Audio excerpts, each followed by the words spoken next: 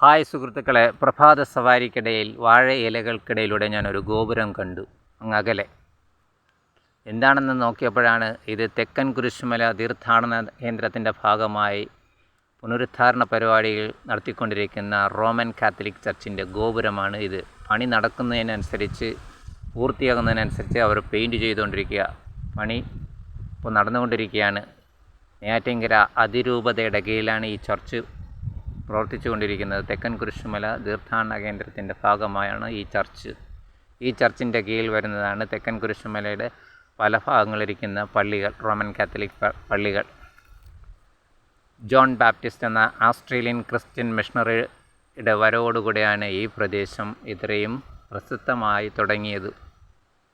ഗോപുരങ്ങൾ ഓരോന്നായിട്ട് പണി പൂർത്തിയാക്കിക്കൊണ്ടിരിക്കുന്നവർ.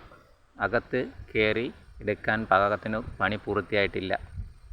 ഈ പള്ളിയുടെ പണി തുടങ്ങിയിട്ട് വർഷങ്ങളായി. അപ്പോൾ ഇതാണ് ഇന്നത്തെ എൻ്റെ പ്രഭാത സവാരി കാഴ്ചകൾ. അപ്പോൾ ഇഷ്ടമായെങ്കിൽ സബ്സ്ക്രൈബ് ചെയ്യുക.